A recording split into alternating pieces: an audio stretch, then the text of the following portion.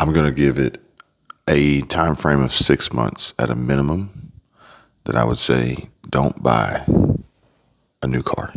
Meaning in the next 6 months don't, or after in the next 6 months don't? Oh, yeah, for the next 6 months at the minimum, don't buy a new car. Okay. And Kelley Blue Book says that it hasn't been this hard to get a car loan in over 2 years. Now, because I don't know what it is it hasn't been this hard because people's credit sucks, or hasn't been this hard because interest rates are stupid? So, number one, maybe this will prevent people from buying cars in the next 6 months because they won't be able to. Mm-hmm. But number two, the answer is it's becoming more difficult to be approved by the lenders. You know when it won't be difficult to be approved? When they really push that electric vehicle only thing and then make it super simple for everybody to go get an electric vehicle. I'm just saying. There may be a strategy, a game plan that they're preparing for. I saw a short yesterday. Somebody sent me the link, and it was explaining how during the pandemic, rioting and all sorts of craziness was allowed to happen to destroy neighborhoods in order for the property values to go down. That would allow big, institutional investors to bring in their money to then build these new plants that they want to build. Buy at a discount. Start your 15-minute city, or to move in the Vietnamese car manufacturer, or to move in the Chinese battery maker, or to move in the Swedish hydrogen plant builder, because that's what's happening. Norwegian, that's the one that's going in. So potentially, yeah, sure. This could be also a strategy, a calculated move in this chess game in the automotive industry for reasons that most people wouldn't see, identify, understand, or recognize. Well, right now you have Nel. There's a company called Nel, N-E-L. They are Norwegian, if I remember correctly, building a hydrogen plant in Detroit in conjunction with General Motors to start manufacturing. General Motors is going to start manufacturing cars that will then run off of hydrogen. Like little baby taking time bombs. Hydrogen, synthetic fuel. The key here is that EV won't be the solution. The EV isn't the answer. We don't have the ability to support EV. We don't have the infrastructure. But there is a push to wean off of the petroleum-based fossil fuel. Not, in my opinion, not because of the environment, but because of OPEC or because of Saudi Arabia or whatever else it may be. It's money behind it more than anything else. Money behind it all. Profit over people. And even there's a clip of Biden saying that we are going to need oil, gas, fuel for at least 10 more years. Well, what sucks is the routes that they're trying to go, the new ones they would do, like hydrogen. Hydrogen is made from basically pulling apart water. What do they keep telling us we have a lack of right now is water. And a drought. But then you can cloud seed and chemtrail to make it rain. You can also to make it rain. There's so many ways to make it rain. But it says that DealerTrack Credit Availability Index is what tracks how difficult it is to qualify for all types of car loans. And the index has declined. And in April, it has reached the lowest reading since February of 2021. That was in April. It's probably even lower now. Unfortunately, a lot of this data is months behind. So we take the best that we can get. But it says, and that reflected that auto credit was more challenging to get. Anybody out here watching who has attempted to finance a vehicle or refinance a vehicle, which odds are you're probably not looking to refinance a vehicle. I don't know why anyone right now would be looking to refinance a vehicle. The only reason is if in the beginning, in order to get like their discount, their deal, you finance it through the dealership, and then you have your own bank you can go through Oh, and yeah, and switch it. maybe. Yeah. That would be close. But if you have and you've experienced difficulty when it comes to getting approved for the loan, drop a comment. But it says that a few factors moved in favor of borrowers in April. And this is good news. Lenders asked for lower down payments, and they also extended the loan terms to longer periods, 72 months, 80 months, 86 months, maybe I don't think we're in even. the 90s yet. Yeah. And however, this mixed move can leave buyers paying more in interest over the life of the loan. So lower down payment means that you're going to finance a larger amount. And a longer term means you're going to finance that larger amount for a longer period of time. So you're paying, just like with houses, instead of paying $30,000 for your car, by the time you're done, you've paid $57,000 because of all the interest. If you go, it's not that severe with a car, but If anybody wants a breakdown of an amortization schedule as far as a car loan on a future video, let me know. because it is interesting, you don't realize it when you first get a car. Same thing with a mortgage. When you first get your house, you don't realize it. If you pay this much for 30 years, by the time you're done paying, you've bought like 3 houses. Yeah. But if you don't have the cash up front, then you have to make a choice. And then soon, cash up front won't even be an option, right? Well, the resources. The resources up The front. resources. I keep thinking to myself, this is totally off topic of what you're doing. If everything does go CBDC, centralized bank digital currency, what are the odds that they make it so you don't have credit cards? You only have this one thing. Easier to track that way. I actually covered that in a video with MasterCard and Visa, and they're working in conjunction with the blockchain technology for central bank digital currency. So not to say that they would go away, but they're definitely going to work with it Be more of a merge than a if they can. independent. If they can, Yeah. you know. Oh, okay. So it says, and I'll throw that card up here for that video if you guys want to see it. But it says that the approval rate fell far enough to cancel out those factors, these lower down payments and extended terms. And the share of loans given to borrowers with subprime credit scores being credit scores below 620. With that being said, depending on the credit bureau, your score may be different. You could have a 620 with Equifax, you could have a 630 with Experian, you could have a 640 with TransUnion. It just depends. And then what they look at for your car is an automotive credit score versus what you would normally see as your credit score. You got auto credit, you got consumer credit, and you got mortgage credit. Do you remember when we went and looked at something at Dodge? I don't remember exactly what it was. It was a truck at Dodge. And I put a loan in for it. And they came back at me, y'all, I about flipped my shit on this guy.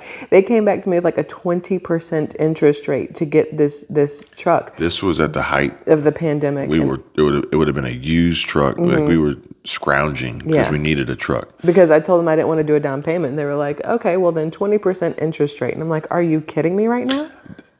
I had good credit.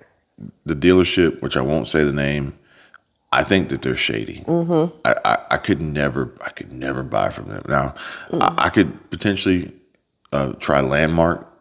I think Landmark would be okay. But this dealer, this chain, this name of this dealership, you know, you got like Hendrick, you got Penske, you got Landmark, you got Rick Case, you got these different families of dealerships, basically. This one in particular, this Dodge Chrysler Jeep Ram, it just feels nasty when you walk in. It's the one that rhymes with a potato chip brand, right? So if you have a 620 score with Equifax, but you got a 640 or higher with TransUnion, what matters most in this particular situation will be who does a lender use to pull your credit? Because auto loans typically get pulled by one bureau, whereas with a mortgage, they get pulled by all 3 and they get averaged. What I've noticed that whenever I pull up my credit whatever for the three companies, TransUnion is always the lowest, and I'm pretty sure TransUnion is what they pulled for the car stuff. So what I used to tell people that I would do is if I knew that one of my or any of my scores were like less advantageous, whenever I would go to get my credit pulled for a loan from a dealer, because a dealer's going to shotgun that joker to everybody. Okay, so be prepared for multiple pulls. Unless you know what credit bureau your bank or your credit union pulls from, then you can be targeted. But if I knew one was higher than the others, I would just lock the other two. That way, if the dealer wants to do that, that's fine. They'll never get into the other two, and I'll only have my credit pulled only by the banks that are going to use that bureau. That's smart. But it says that they're falling to historic lows on these loans given to subprime borrowers, bad credit. Subprime and deep subprime loans were nearly 25%, a quarter of the market in 2018, but now they're only 8%. Okay, so that means clearly that the banks, the lenders, are not interested. It's not a matter of the subprime borrowers not being willing. The banks are pulling back. I wonder how many they've had to repo in the last few years that then made them say, we can't do this. You know, it's not even just the repossession. It's the calculated risk. So there was a movie, Along Came Polly, and Ben Stiller's character was a risk analyst. I remember that one. That's one with Jennifer Aniston? Yes. And so that's the one where they ate the Indian food. Yes, I remember. And then bad things happen with the ferret. But ultimately, they're looking ahead and they're saying, okay, we're going to calculate the future risk. They may not have seen any repossessions yet, but they're looking at it like, okay, this is what the Fed's doing. This is what the administration's doing. This is what the job market's doing. This is what the job market's doing. We're in a risk. Like, they've already calculated the risk with their algorithms and formulas, and they've decided we don't want to take the risk. Therefore, subprime borrowers are going to be backed into a corner because the banks aren't going to want to lend to you regardless of the interest rates. As we can see here, this percentage has dropped tremendously, and everything's going to be more expensive. So you're going to have to either improve your credit score or make more money. Because it's not like they're adding more, what's the word for transportation? The like buses and stuff. What's that? Public transportation. Thank you. I haven't had all my coffee yet. They are. Well, it's not public, but like in San Francisco, they got driverless Uber cars now. So the Federal Reserve has increased interest rates 10 consecutive times to rein in inflation. But those moves put cars out of reach for many buyers, leading automakers to build. This is from Kelley Blue Book, okay? This is not my words, these are theirs. But it says that after the Federal Reserve raised interest rates 10 consecutive times, granted to rein in on inflation, it makes buying cars more difficult because they're more expensive because of the borrowing costs with the higher interest rates in the loans, which then have lenders pulling back against subprime borrowers, which then leads automakers to build high-priced cars specifically targeted and advertised to wealthy buyers with strong credit scores. And this is one of the ways that I can explain and describe how the middle class and the lower class gets wiped out. It wasn't like overnight they were just going to disappear.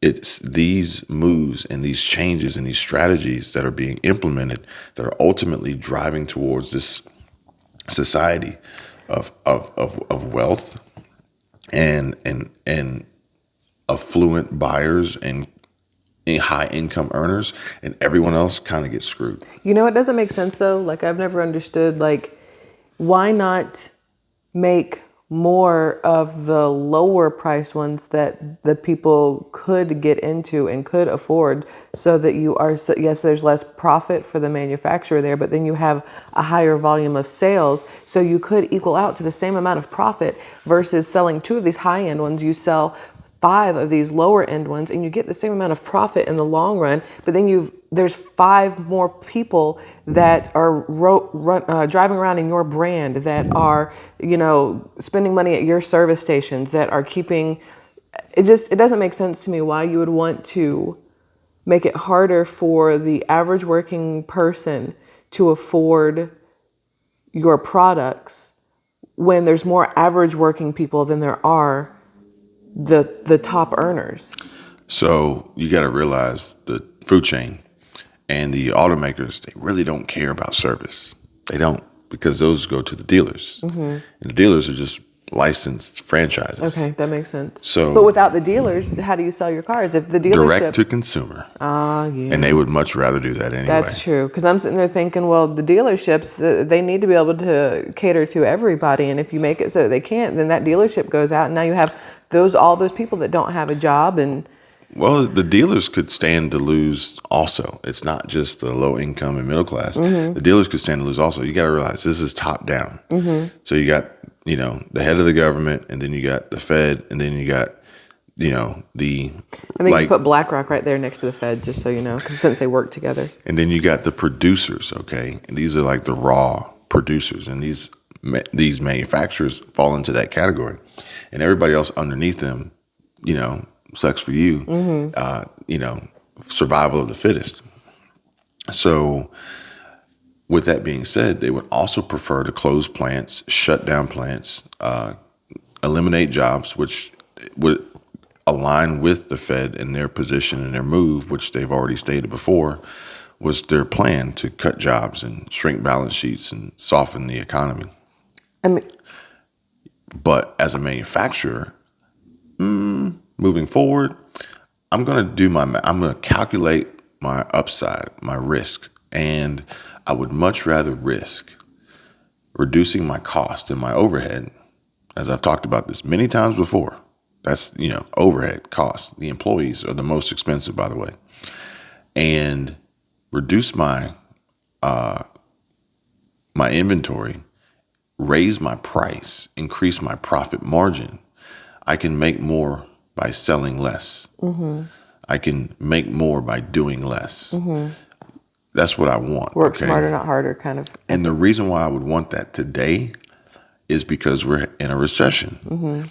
So I'm not looking to cater to a lower income demographic that's already behind the 8 ball. I want to cater to those who have the greatest chance and ability to survive the recession and stimulate the economy during the recession. Well, what sucks is that we are in a recession because of these companies. I mean, you have Ford, who instead of building their plant in Ohio like they were supposed to, pulled out at the last minute and built their plant in Mexico. You're taking away American jobs and moving them to Mexico. Lowering their overhead. Lowering their overhead, but then it keeps it so that our country stays in its recession, or we have more and more American people unable to work, unable to afford the car, unable to do these things because we're taking everything from our country and giving it to other countries to do, and we're just shooting ourselves in the foot time and time again. I'm glad you realize that. Thanks. I mean, you can't get out of a recession if you're not doing things to build your economy, and all they're doing is doing things to take away from our economy. Which, if that's the case, and you're in this country, I hope you're doing all you can to prepare yourself for this recession. Like, these are the facts. This is what's happening. We know that. We know that, we assume for the most part that the sun is going to rise and the sun is going to set. Unless you're in Alaska for 6 months out of the year. But even then, Is it Alaska? No, it's not northern Alaska. countries. Where did Karen and Nate go? Well, I think Alaska does have periods of time with reduced activity of sunlight and daylight, but either way, it's going to happen. Yeah. And there's a good chance it's going to happen. So therefore, you know that you're going to need lights, you're going to need flashlights or whatever, headlights or whatever. You have to prepare for that. And, unless you choose to move away, that is what you are going to be faced with. So if you want to move to Mexico, maybe that might work out better for you. If you want to move to another country, that might be the answer. But if you're going to stay here, then you need to realize what you're going to have to do to be prepared for what is about to happen. And it says that every type of lender tightening their lending standards in April.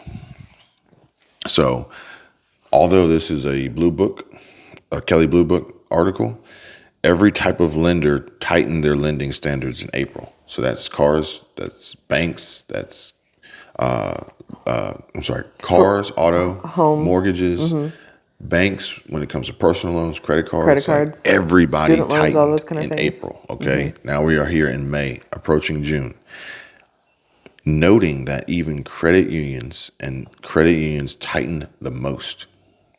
Why did credit unions tighten the most? Because they don't have the same backing as the other banks like Bank of America and Wells Fargo and places like that, PNC. Do they not have the same type of backing? In my opinion, credit unions are based on their members, and their members could potentially be at risk of this because of this recession. So the credit unions are saying, look, we don't have the support like big national banks. We don't have JP Morgan Chase. We don't have Citigroup. We don't have Bank of America. We don't have Wells Fargo support.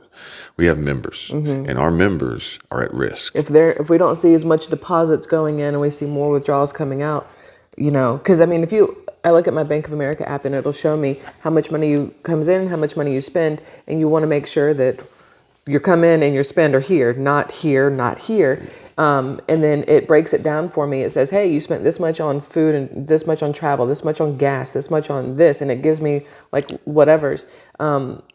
And I know that means they're looking at it too. They're putting everybody together going, okay, well, normally we have this much coming in, this much going out. But over the past year, it's here, then it's here. And as soon as it hits here, no, you can't take money out of the bank anymore because we need it to stay.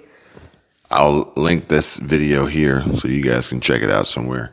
But I did another video where I explained how credit unions work and how they crash and how a particular credit union was heavily weighted in one particular industry. And when that one industry failed, it wiped out the credit union. Oh. It wiped them out. I missed that video. Because that was like 75% of their deposits. And they got wiped out. So when these credit unions are analyzing the risks, they're saying, look, who are our members? Our credit unions are typically like small groups. You got Navy Federal, you got, Atlanta Postal Credit Union, you got, Isn't there a Delta? Delta, you got, what's that other one? Eglin. We got Eglin, but then there's another one up north. I can't remember. But they all have these specific groups, and you have to kind of be a member a part of it to AARP. be in. Yeah. So when these groups are at risk, the credit unions are at risk. So them tightening the most is a clear sign and indication if anybody was on the fence about what's about to happen. What's interesting is that you said that the mortgage loans and stuff have been tightened. And if you've paid attention for the last few years, you see these neighborhoods going up, townhomes, houses, but you notice that they're all for rent. They knew ahead of time that they were going to tighten on mortgage loans because they don't want you to own anything, own nothing, and you'll be happy. And that, what is it, Klaus, whatever? Yeah. Klaus Schwab? Yeah. Okay. So when I hear people saying, oh, well, it's almost impossible to get a mortgage right now and the interest rates are super high. It's like, well, they knew that was going to be the case. They've pushed these rental homes or been building these rental homes because they knew they were going to get here so that you can't get this mortgage to buy anything. So then you're forced to rent over here for the same amount or more than a mortgage would cost you because you don't have to have a loan for it.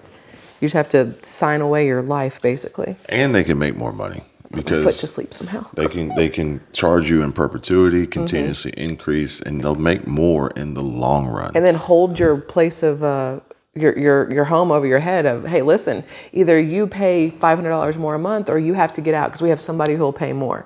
Oh, yeah. When it comes time for your renewal, we're going to talk about that in just a moment. But it also says that consumer confidence is down. Okay, so consumer confidence is down. Another clear indication of what's happening, the path that we're going down in this economy, and why the banks, the lenders, are tightening, and why people should be really paying attention to what's about to happen.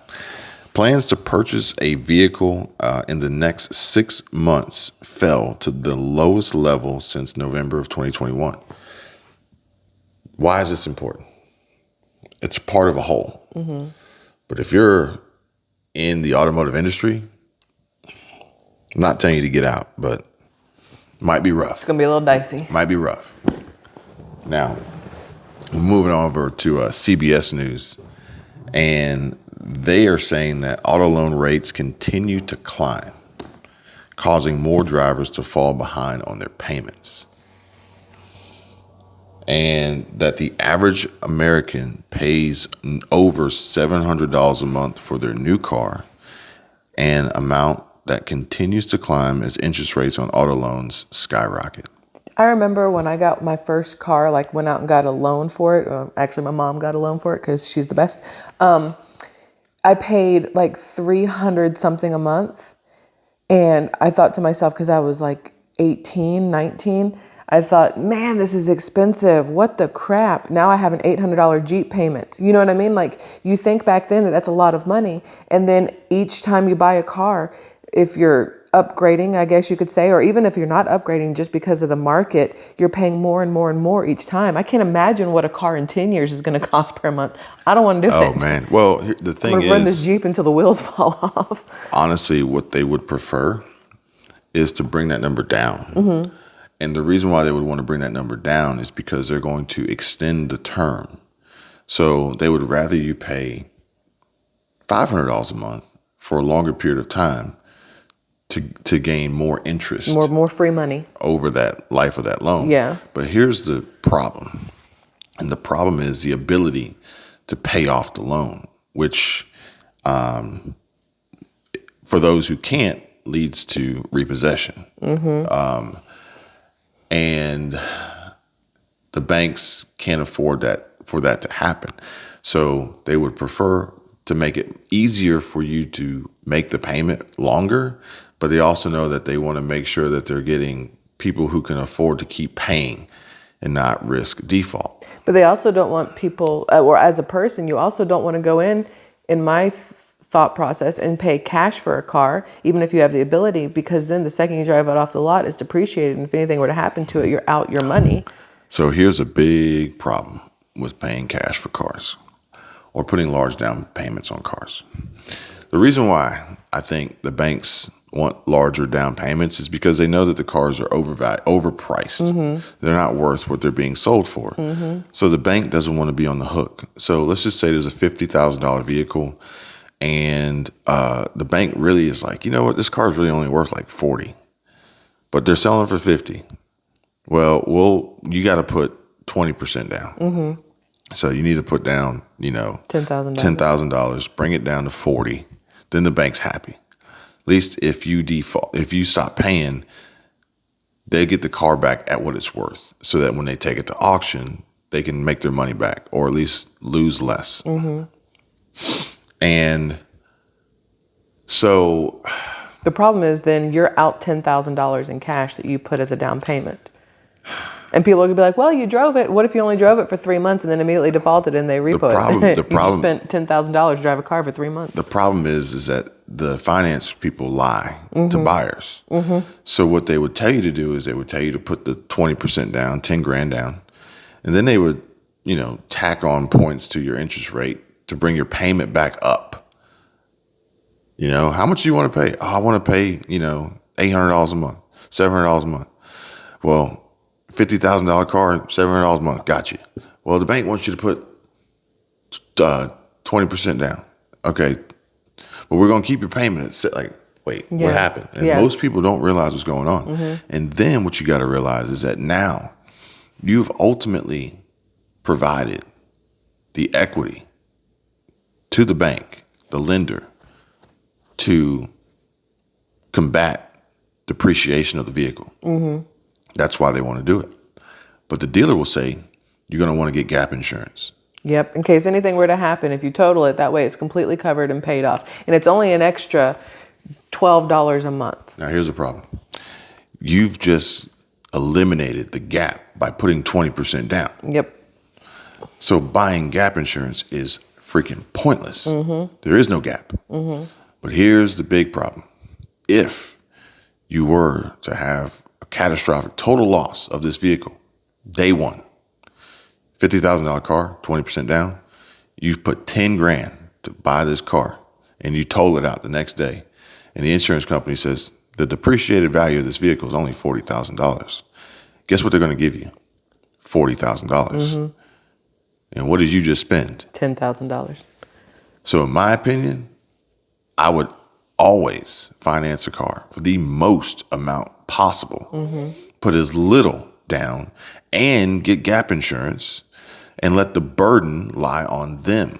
Much like using credit cards for my daily transactions. I don't want to risk my money. So I would much rather say, you know what? I'm upside down in my vehicle. But if it gets totaled tomorrow, my gap insurance has to take that hit, not me. Yeah, I agree. Now, it says that the typical interest rate on a new car loan rose to 8.95% in March. Oh, imagine what it's at now. In March. I remember when I got the Jeep, the interest rate, we got it worked down, and even that's high. It's at what, 3.97 or something?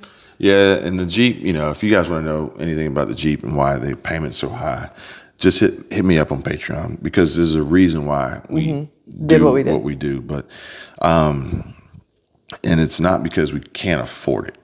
Yeah. But either way, that's what people say. If you got to get a car loan, I mean, you can't afford the car. No, it just means you're smarter than putting your cash all the way out there, because then you have no money. Yeah, I'm not gonna argue. But it was 8.95% in March this year, up from 5.66 last year. That's huge. And for the used car rate, that was 11.3% this year, up from 7.7. Gosh. And put it in perspective, a 1 percentage point increase on an auto loan adds about $20 a month to a car note. And it also adds thousands of dollars extra over the life of the loan. The higher rates are causing more drivers, particularly those in their 20s and 30s, to fall behind on their car payments. Automakers have noticed that the rising rates and, hang on, I just want to make sure, because I got this on here twice, because we got multiple articles here, but it says that the higher rates are causing more drivers, particularly those in their 20s and 30s, to fall behind on their car payments. And that's not true, because the rates being higher today don't change the rate that we got last year. So if you're falling behind on your car payment, it's not because of the new rate. No. You knew what the rate was when you bought the car. Yeah. You're falling behind on your car payment because you can't afford it. Yeah. You're falling behind on your car payment because you lost your job. You're falling behind on your car payment because we're in a recession. Because everything else is so expensive. Because you have to take into consideration, you got higher car prices, but you also have higher insurance. You also have higher gas. You also have higher, everything. This is a lie. This is not true. The higher rate, no. Maybe if this article came out in December of this year. And maybe for people buying today, getting approved for a loan that they know they can't afford, maybe. But that's asinine. Yeah. Now, it says that automakers have noticed that the rising rates and are starting to offer incentives to buyers who have become leery of visiting dealerships. I like cars a lot. We visit dealerships to look, not even buy. Well, we visit dealerships to make videos. Yeah, that too. But there was times where, I like buying cars. I'm not interested in buying cars. Honestly, my next car probably would be either a 911 or Taycan, which is kind of Porsche. The 911, because I want a 911, but the Taycan because The thing is, that's vomit fast. Just so you know, you haven't been in it yet. It is stupid. Because I want to lower it. I want to put the wheels on it. Because they look good. Yeah, they look really good. But you've got to. You did not do the test ride like I did. But I don't want a Taycan Taycan because there's no sound. Oh yeah, no, I wouldn't do it because there's no sound. But I do want one because they look nasty. Oh, okay, so you get one and do all the things you want, and I'll sit in the passenger seat going, vroom, vroom. Yeah. I'll make the noises for you. But regardless, I'm not even interested in even kicking tires because prices are too high. Yeah. Interest rates are too high. Like, Yeah. none of this excites me at all. No. Like, it's like completely ruined the car game. And then with the markup on these cars, like, it is stupid. It's dumb. Yeah. Now, if I wanted a less desirable vehicle, sure, there would be incentives and discounts, but that's not what I want. So anyway, it says that the interest rates are definitely going to put some customers on the sidelines, just like the housing market. Now, here's where I disagree with CBS yet again. And it says that Ivan Drury, director of insights at Edmunds, says that the interest rates are putting car buyers on the sidelines like the housing market. But the one trick that the housing market doesn't have are these incentives. And that's not true. That's not true. There's plenty of incentives the in the stupidest thing housing I've ever market. heard. That's the dumbest thing I've ever heard. Automakers can pull that one lever, and there are some people that they can reconvince to come back into the market. Yeah. And so can the housing market. Yeah. Lower your price. Yeah. Offer a concession. Buy down the rate. Pay the first year of Pay closing costs. what's the thing? The Free upgrades. The home home warranty. shield warranty kind of thing. Free upgrades, refrigerator, washer, dryer. Come on now. There's plenty of things. That was the stupidest thing I've ever read.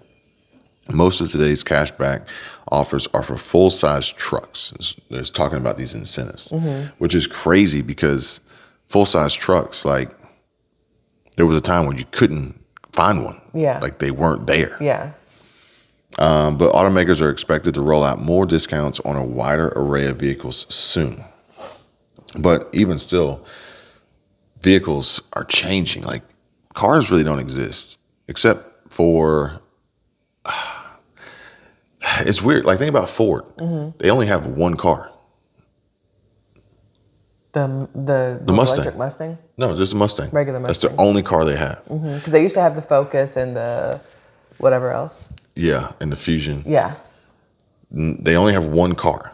It's a Mustang. And everything else is a crossover or a truck. Crossover, SUV, or truck. So this is like, they're going to roll out discounts for a wider array of vehicles soon, but a lot of manufacturers Don't aren't really have a making wide cars. array. They're not really making cars anymore. Everything is now a crossover, SUV, or truck. How long until the Accord looks like a... Well, the new Accord doesn't look like an Accord. Well, that hasn't looked like an Accord for a while. The new Accord is ugly. Same thing with the Civic. So honestly, the new Civic looks like what an Accord should look like. Yeah, we saw that. That was weird, that video that you did. The single best thing you can do, according to Tucker, is wait, which is what I say. Don't buy a new car in the next 6 months, at the very least, if you can help it.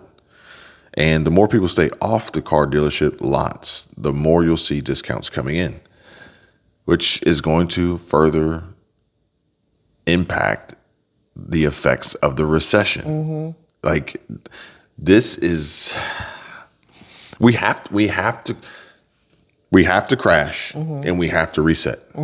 That's it. And everything that we're doing is Leading towards the crash.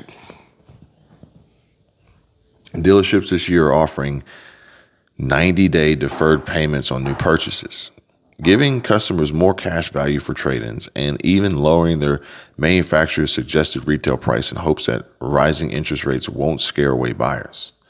And these are the same dealers that at one point in time were charging you crazy Over the coals. market adjustments and additional dealer markups. But here's the big problem. Offering 90-day deferred payments, most buyers will squander away That 90 days. the 90 days. Yeah. Instead of setting those payments aside for day 120, they will spend all that money. And then day 120 hits and like, oh, shit. And it says that even if you like the price, it doesn't mean you like the financing price. The incentive to buy the car is greatly reduced because the cost of money is so high. I mean, we've walked away from a car before where we liked the price of the car, but they couldn't get the finance right, the percentage. It wasn't even the cost of the monthly payment because that's how they trick you. Oh, you want to pay $700 a month? Cool. Well, we could have given you, 2.6% and you would have been at $500, but you told us you're good with $700, so we're going to put you at 5% or whatever else. But they couldn't get the percentage right, so we were like, sorry, bye. It should have two doors. the car dealerships. Ones who know what they're doing and ones who are willing to get Yeah. So when we screwed walk over. in that door, Don't dick around. don't play the games. Yeah. Don't give me the sheet with Yeah. the range of numbers, because Yeah. I know the numbers. Yeah. And if I need to, I'll just pull up my calculator. I'll tell you the numbers. That's a turnoff. Yeah. However, we found some that we like. So Angela Krause, I don't remember the guy's name, but I got his card, and he's good. He knows what to do. Yeah. He knows. He realized that we weren't those people, but I don't think even if we had been the people who didn't understand, I still think he would have been like a straight shooter, legit person. There's like, what up? Oh, you good? Come on. You good? You good? There's like, we in your house. Try to stay out of my video. So, but the cool thing is, like, we sit, we talk, we have a conversation, we catch up. It's one trip to the desk and back. That's it. Yeah. It's not Back and forth, back and forth. Well, let me go see what the finance guy says. Listen, this is what we're willing to do, and then you make it happen, or we walk away, and we've done it before. I think the last time we went, I said, if you can beat, hey, good morning. Morning. Oh, y'all good? Okay. I was like, man, if you can beat CarMax, then we're gonna do the deal. Yeah. And he did. He didn't know what their deal was. He beat it without knowing it. Yeah. But he was like, hey, since I beat it, can you tell me what it was? Hey, good morning. Since we beat it, can you tell me what it was? And I was like, that's fair. Yeah. You know. But they only beat it by like 0.02 or something. But right? it's helpful. Done. Yeah. You know, I think this is a give and take relationship. Whereas most dealerships, they only want to take. Yes. They only want to take. Now, it says that automotive experts said that there's a couple of reasons why auto loans costs are climbing. And the Federal Reserve is still raising its benchmark interest rate in its continued fight against inflation, which is simultaneously pushing auto rates higher. The Fed raised its funds rate from near zero at the start of the year, last year, to a range between 4.75 and 5% last month. So essentially, we're just going to blame the Fed. We're going to blame the Fed.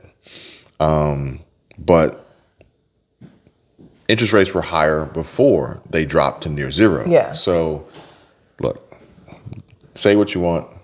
It is what it is. What are you going to do? But as we proceed, we're now going to blame SVB, Silicon Valley Bank, and the FDIC because the banking crisis has also just made credit harder to get. So qualifying for a car loan right now is more difficult.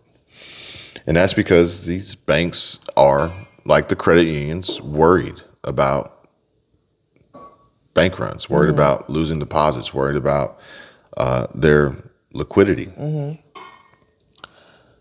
Nearly 17% of people who financed a new vehicle in the first 3 months of this year are paying $1,000 or more a month. 17%. Yeah, but that means that 17% went out and bought a higher end car. In theory, it doesn't mean that it has to do with interest rate. They want you to read it that way, but it could be that 17% were able to go out and buy the Porsche Taycan, or to go out and get a McLaren, or go out and buy a Lambo. You know what I mean? So you have to read those things with a grain of salt. You know, but you got to realize maybe their payment would have been $700, but they had so much negative equity that it drove it up to $1,000. True. On the trade-in. Very true. Maybe their payment could have been $700 for 60 or 72 months, and they said, "I don't want to finance that long. Give me 36 months." Yeah. So now you're over $1,000. So there's always reasons behind these things, but they're not going to give you all the reasons behind it. You have to think for yourself on why this could be. Now, it says that those higher payments have contributed to the nation's ballooning auto loan debt.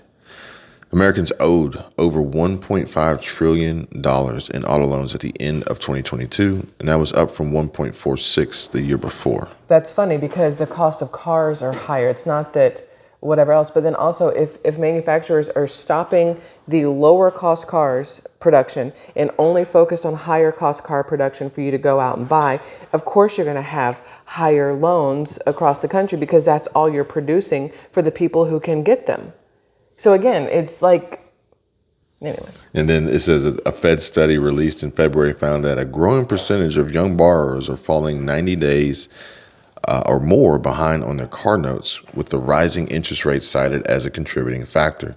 So this is purely just hatred against the Fed and young people and the interest rate hikes. Yeah. Because again, they're not falling behind because the interest rates are going up. They knew what the payment was when they got the car. Exactly. And, I don't even know if there's any auto loan out there that has an adjustable rate to it. So this is a moot point. Yes. We're just only trying to jab and bash the Fed. Or like Joey from Friends says, it's a moo point. Like a cow's point of view, a moo point. Cow's point. Higher interest rates and higher monthly payments also spell bad news for the auto industry. Double-edged sword. Burn the candle at both ends here. And it says that is the auto industry is still trying to revive sales this year after losing out on so many transactions during the semiconductor chip shortage. Yeah. So, well, trying to make up for sales by raising interest rates and we're lumping, not building cars that people can actually afford. We're lumping dealers in with manufacturers when we say auto industry because, the manufacturers may be trying to revive sales because of the semiconductor chip shortage, but the dealers, they rip people's eyeballs out. So the dealers made out last year before last. Now the dealers are going to get hurt. They're going to get hit because of the interest rates. But the manufacturers are going to be like, nope, it's our time this time. Yeah. We're going to charge more for the vehicles. And there's expectations of automakers selling roughly 14 million new vehicles this year. And that is going to be 3 million short of what it sold before the pandemic.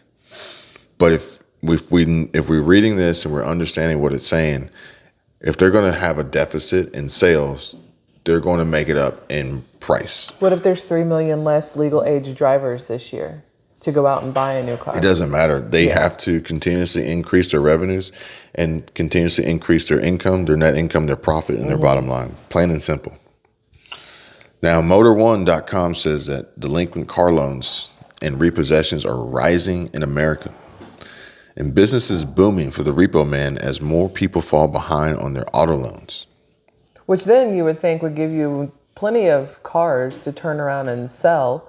Not lower end cars, but probably not the highest end cars. So you would think. Unless they repo them and then send them back to junk them out for parts. You would think. So it says that at the North American Repossessors Summit, no clue that was a thing. Me either. You're just driving around and you just see a parking lot with all those trucks with like the big cross thing on the back, and you're like, what is this? North American Repossessors Summit Conference in Orlando, Florida. The talk is about finding enough workers to meet the rise in demand. I don't want to be a repossessor because those are the people that get shot at while you're trying to steal the car. Because that's what it is. It's stealing a car in the middle of the night, middle of the day, whatever else. You don't know who's living in that car at this point. You don't know who's stealing it. But they take it, and when nobody's there, they hook it up and they take it away from you. You acquire I'm not gonna say you're stealing it. I'm not gonna say you're stealing it. Is it yours to take? It's technically no. It does not belong to the repossessed person. The person who's doing the repossession. It doesn't belong to the person who didn't pay for it either. True. So you're not stealing it. The bank has asked you to go get their asset. Yes. So the bank is asking a third party to go steal that stuff back for them, basically, to go burglarize that person. I don't want to use steal it. But think about it. They are looking to find workers to meet the rise in demand. This is the direction that our economy is going, into a recession, into the ground, a crash, a collapse, when the industries that are booming are those of which include repossession. Think about that. Mm-hmm. You got mass layoffs hitting the headlines from all industries, all sectors. Meanwhile, quietly in the background of this Repossessor Summit, they're looking to bring in new workers, skilled workers, for a $1.7 billion industry that primarily recovers assets like cars, trucks, and boats, all requiring skilled tow truck drivers. You know what's funny? You have people's cars getting repossessed because the economy is crap right now and people can't pay for things. At the same time, you have brand new Starbucks going up on like every street corner, and Chick-fil-A is some of the more expensive options of eating and drinking coffee. Yeah, like I said, they want to focus more on the higher end, I don't see new McDonald's being built or higher Taco Bells. income, affluent. They're going to raise prices like that. That's it. So you better figure out now how to make more money or be the one who gets left behind. That's it. And it says that when someone falls behind on their loan, a recovery agent is dispatched with a tow truck Recovery agent, I like it. to repossess the vehicle for the lending company. To recover the vehicle. Go ahead and just make it sound. The vehicle is then impounded and auctioned off by the financial institution or towing company. And in most cases, a person has to be at least 60 to 90 days behind on their loan payments. Here's where you get really smart. You guys ready? This is how you get really smart. You buy the car. You let it default. You let it get repossessed. You go to the auction place. You buy back your own car for way cheaper than it would have been if you'd actually made your payments for however many months. It doesn't work like that. Yeah, how do you know? It doesn't work like that. It doesn't work. Well, I mean, if they're going to turn around and sell it at auction for cheaper, then why not just call you and go, hey, listen, we really don't want to take this back from you. We're going to sell it for way less anyway. Can you at least pay us this much? Like, I feel like that should be the case. What does my notes say right here? Lenders taking big losses at auction and no one is buying.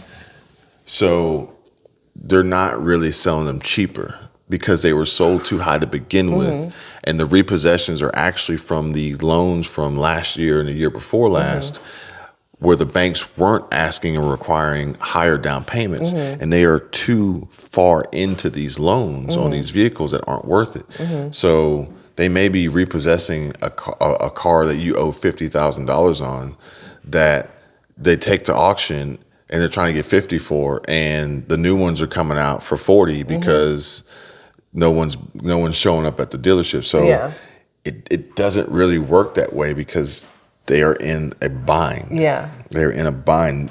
The banks are about to get hit not only by these bank runs from situations like Silicon Valley Bank and Signature Bank and First Republic, but also banks like Wells Fargo are about to get hit hard with these commercial and corporate mortgages and default that they're about to get hit with. And the automotive industry is about to hit the banks too, with all these cars being repossessed and boats and other assets and trucks and everything. That's what's going to tear down the banking system, not people going to take out $1,000. Yeah, $1,000 at a time from the ATM. Meanwhile, people are taking money out of the banks and moving them to money market accounts. It's going to get hairy. It's going to get dicey. And these are, parts of a whole that we really need to be paying attention to and being better prepared for. For instance, in most cases, a person has to be at least 60 to 90 days behind on their loan payments. But some companies that deal with subprime borrowers will repossess a vehicle even if they miss just one payment. That's screwed up. Because what if it's the bank's fault? What if the bill pay didn't go through? Doesn't matter. Doesn't matter. Your employee, when the bank crashed and people were expecting their direct deposits and their money from Etsy didn't get deposited. Wells Fargo had a direct deposit issue. Yep. Walmart was doing something weird with some people's direct deposit. And then, what was the other one? Bank of America had an issue too with Zelle. Oh, the other one was the warning of the debt default and how Social Security payments may not be made on time. So if all you these things together, have a car loan and are considered subprime and rely on Social Security and your payment doesn't come in and then you can't make your car payment, then your car could be repossessed. 30 days. Yeah, that's crazy. It is. We got to pay attention. But that's just another way that they're making it harder for the lower income people to get a foot up, because if you take their car away after 30 days, how are they going to get to work versus... They're making it harder too, but if you're not doing what you need to be doing to make it easier, who's really to blame? Both. What do I have the ability to control? Me or the government? I can't control the government, so I have to control me. Bloomberg says that recession, ? Corporate America's earnings say it's already arrived. S&P 500 set for the longest quarterly profit drop since 2016. Margins, banking crisis among key themes this season. And Market Insider, Business Insider, 31-year market vet who called the current bear market warns an impending credit crunch and recession will sink stocks by 45% as valuations remain higher than dot-com bubble levels. Listen to the keywords here. Credit crunch. Lenders pulling back, not letting borrowing becoming more difficult. Recession, okay? We are in a recession, ladies and gentlemen, and have to get back to basics. Money is tight, and it's about to hit the fan.